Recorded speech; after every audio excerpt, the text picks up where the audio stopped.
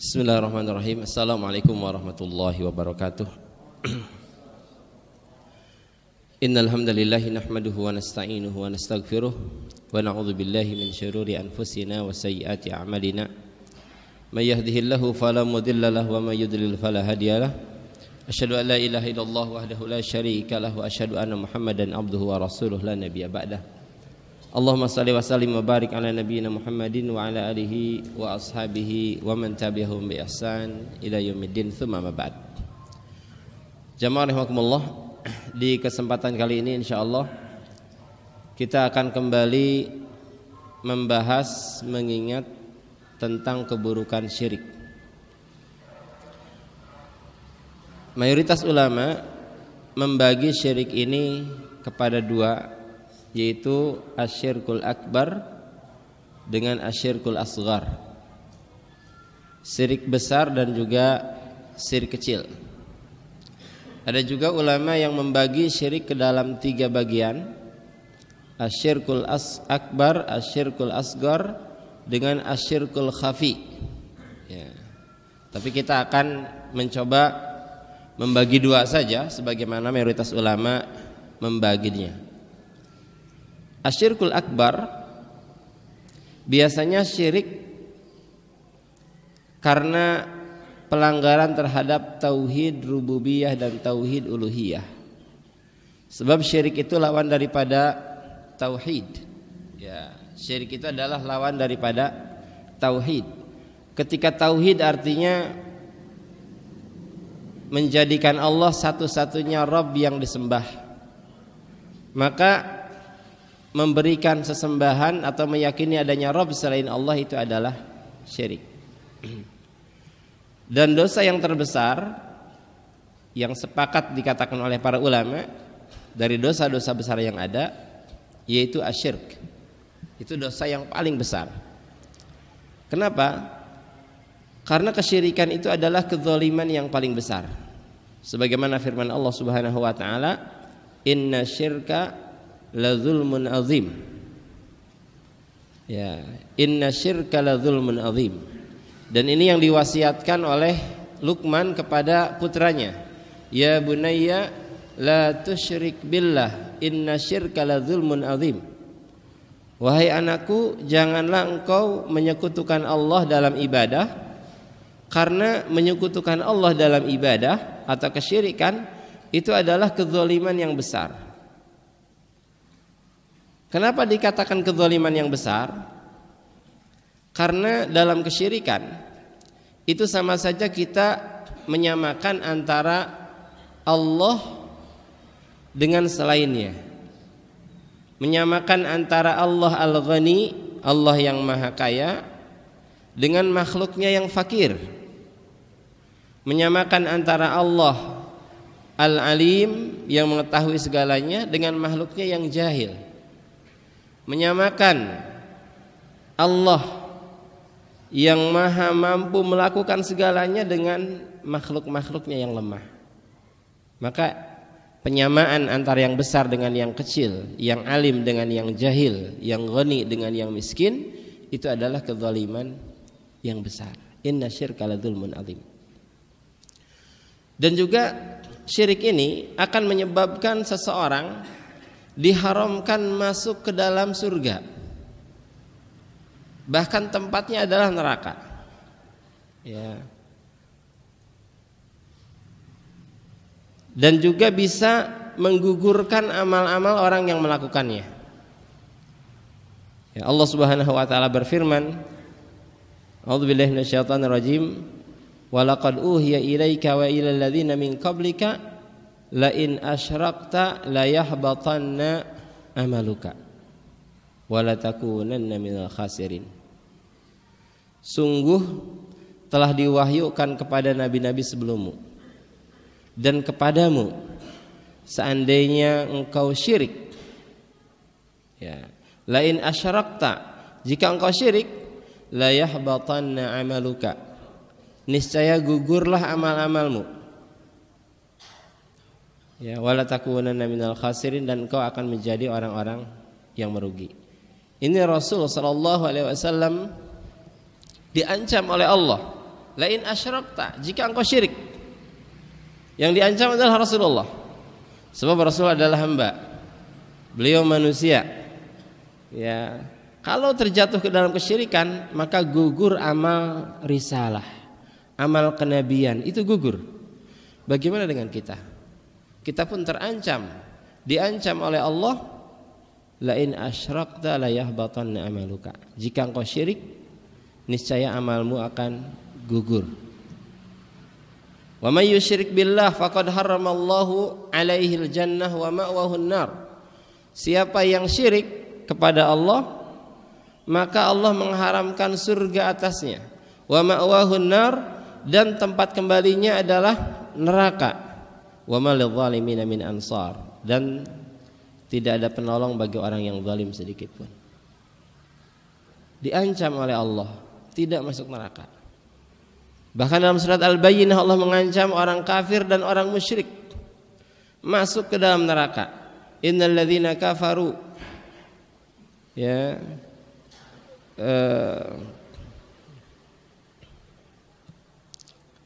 ya, di dalam surat Al-Bayyinah Allah mengancam keduanya. Ya. Innal ladzina kafaru wal musyrik Innal ladzina kafaru min ahlil kitab wal musyrikina fi nari jahannam khalidina fiha. Ya. Innal ladzina kafaru min ahlil kitab wal musyrikin, di sini. Sesungguhnya orang-orang kafir dari ahlul kitab, yaitu Yahudi dan Nasrani, wal musyrikin, dan juga orang-orang musyrik. Fi nari jahannam khalidina fiha. Mereka akan masuk ke dalam api jahannam dan mereka kekal di dalamnya. Ini keburukan syirik. Ya. Di antara bentuk kesyirikan, syirik akbar, yaitu memberikan sesembahan atau doa kepada selain Allah, tawakal kepada selain Allah. Itu syirik besar. Di Hotel Samudra Beach Hotel, di kamar 308, itu ada sebuah kamar yang sampai saat itu pun dilestarikan kamarnya, yang diyakini oleh sebagian masyarakat itu adalah kamarnya Nyi Roro Kidul. Itu tidak sedikit orang yang berkunjung ke sana untuk berdoa, untuk tapa. Walaupun doanya kepada Allah, tapi kalau melalui perantara dia, perantara ruh jahat, jin jahat, ya, atau Nyi Roro Kidul, dia musyrik. Dia musyrik. Ya, kalau kita masuk ke dalam kamarnya itu akan terasa suasana mistisnya. Ya, kasur dibungkus spray berwarna hijau. Kemudian ada lukisan yang diyakini itu adalah Nyi Roro Kidul dengan payung yang berwarna hijaunya, karena memang Nyi Roro Kidul senang dengan warna hijau. Itu disewakan. Ya, kalau kita browsing di internet, 1 jamnya 700.000 untuk sewa tempat bertapa di kamar Nyi Roro Kidul. Kalau untuk melihat-lihat saja cuma 35.000. Jadi memang ujung-ujungnya bisnis juga. Ini kesyirikan. Ya, syirik akbar yang menyebabkan pelakunya kekal di dalam jahanam. Jamaah rahimakumullah, kalau ada orang yang sudah terjerumus ke dalam syirik akbar, maka konsekuensinya sangat buruk. Pertama, gugur amalnya. Yang kedua, haram masuk surga.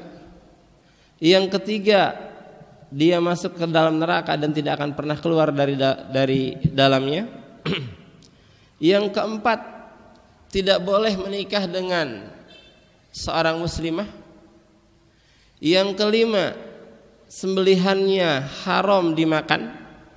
Ya, sebab kita dilarang memakan sembelihan orang-orang musyrik. Yang keenam, kalau dia mati, ya, maka hartanya tidak bisa dibagikan kepada ahli warisnya. Sebab Ya, seorang muslim tidak mewarisi orang kafir, juga orang kafir tidak mewarisi orang muslim, saling tidak mewariskan. Ya. Kemudian yang ketujuh, tidak boleh dikuburkan di pemakaman kaum muslimin, tetapi digalikan lubang untuknya kemudian dikubur agar tidak bau saja. Dia hina. Kalau dia sudah menikah, tadinya muslim, kemudian terjerumus ke dalam kesyirikan, maka secara otomatis pernikahannya batal atau fasakh, bukan tolak. Kalau tolak, perceraian dikarenakan ucapan suami, saya cerai kamu, saya talak kamu, itu talak. Tapi ini fasakh, putus secara otomatis karena kesyirikan. Ini konsekuensinya berat. Karena beratnya konsekuensi syirik akbar, maka sudah seharusnya kita berlepas diri darinya, mengilmuinya agar tidak terjerumus ke dalam kesyirikan tingkat syirik akbar. Ya. Yang kedua, syirik asghar. Nah, syirik asghar itu adalah perbuatan atau perkataan yang akan mendorong seseorang terjerumus ke dalam syirik akbar. Itu seperti perkataan laulallah wa syi'ta, seandainya bukan karena Allah dan bukan karena engkau, aku enggak makan hari ini. Misalkan ini penyamaan antara Allah dengan si fulan, itu syirik, walaupun ini kategorinya syirik asghar, ya, karena perkataan seandainya bukan karena Allah dan bukan karena engkau, aku enggak makan hari ini.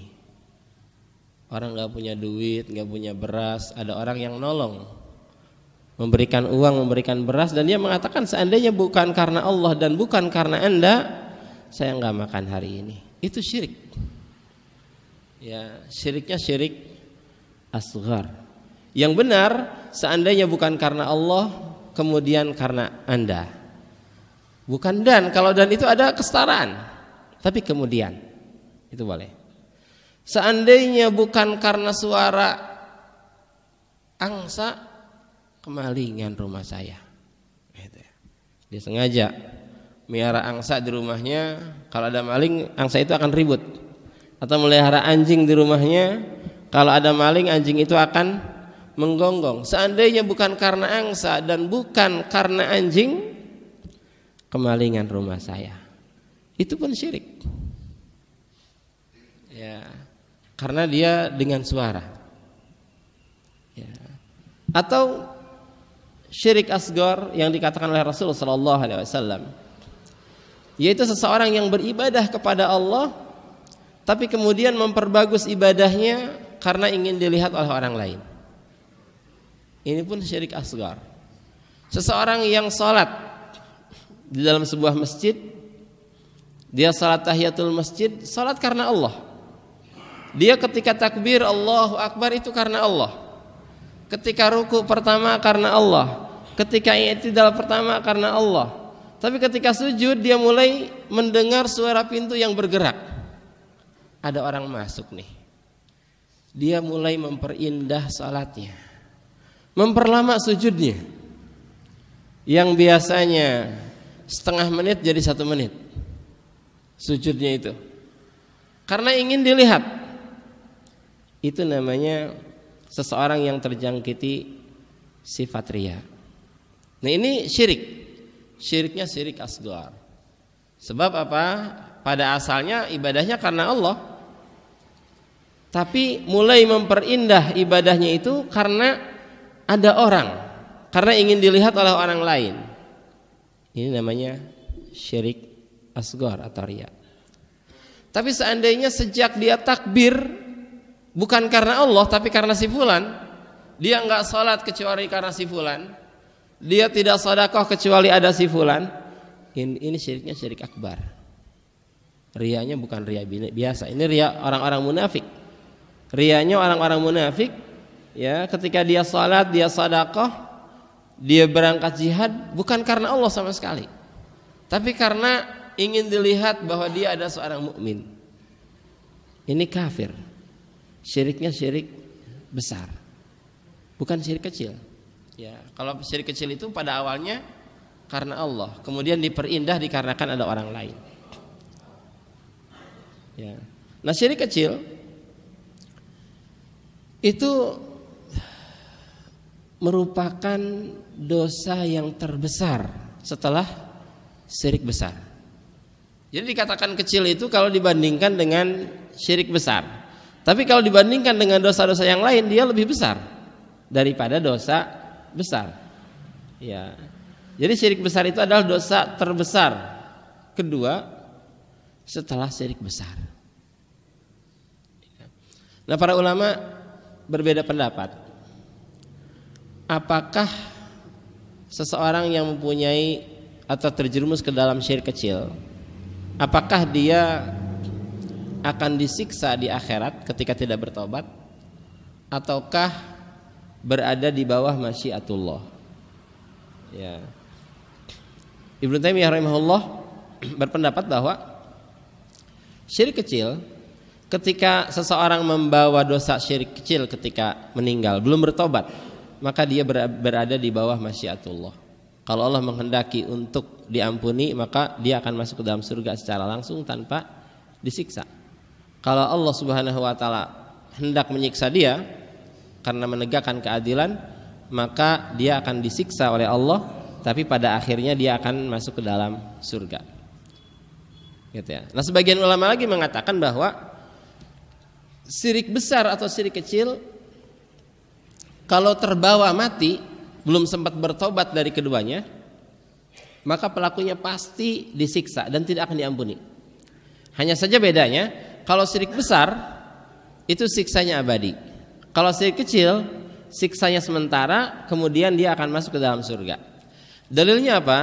Dalilnya firman Allah Subhanahu wa taala, "Innallaha la yaghfiru ayyushraka bihi wa yaghfiru ma duna dzalika liman yasha."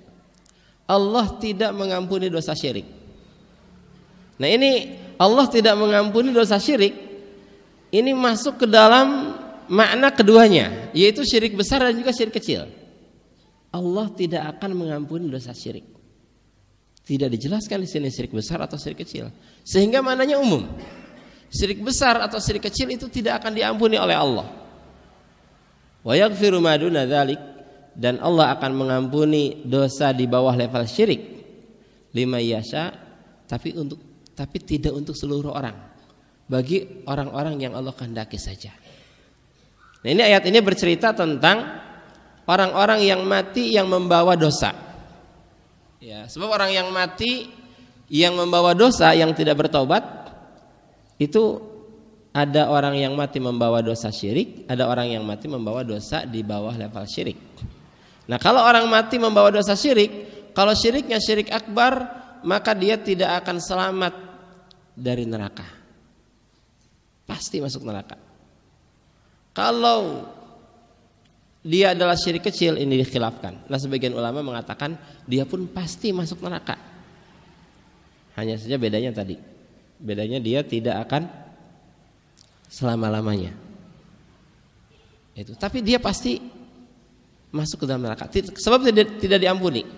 Tapi kalau orang minum khamr, tiba-tiba mati di jalanan tertabrak mobil, belum sempat bertobat kepada Allah, maka kita tidak boleh memastikan si fulan pasti masuk neraka. Kenapa? Karena dia minum khamr kemudian mati saat dia mabok, belum sempat bertobat, belum tentu masuk neraka. Bisa jadi Allah yang Maha Rahman, yang Maha Rahim mengampuni dosanya dan dia dimasukkan ke dalam surga tanpa disiksa terlebih dahulu, sebab Allah Maha Rahim. Ya, tapi kita khawatir setiap orang yang melakukan dosa, apalagi dosa-dosa besar, khawatir disiksa oleh Allah Subhanahu wa taala. Tidak memastikan. Tapi kalau syirik itu dipastikan. Ya. Nah, ini. Nah, kalau syirik kecil itu tidak memutuskan tali pernikahan secara otomatis. Beda dengan syirik akbar. Ketika dia mati pun masih disolati, masih didoakan dan dikuburkan di pemakaman kaum muslimin. Harta warisannya dibagikan kepada keluarganya, sebab saling mewarisi. Itu kalau syiriknya syirik kecil. Ya, jadi beda antara syirik besar dan syirik kecil. Ya, kesimpulannya dosa syirik ini adalah dosa yang paling besar. Ya, yang besar ataupun yang kecil. Perbedaannya tadi, kalau syirik besar itu bisa menggugurkan amal, seluruh amal yang selama ini ditumpuk akan gugur, sedangkan syirik kecil tidak. Dia hanya akan menggugurkan amal yang sedang dilaksanakannya saja. Kemudian syirik besar menyebabkan seseorang kafir, keluar dari Islam, sedangkan syirik kecil tidak. Syirik besar menyebabkan seseorang kekal di dalam neraka, sedangkan syirik kecil tidak. Syirik besar ya menjadikan seseorang terputus tali pernikahannya dengan pasangannya, sedangkan syirik kecil tidak.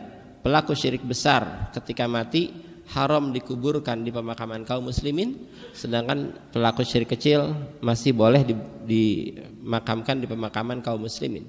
Pelaku syirik besar terputus hubungan saling waris mewarisi, sedangkan pelaku syirik kecil masih saling waris mewarisi. Ya.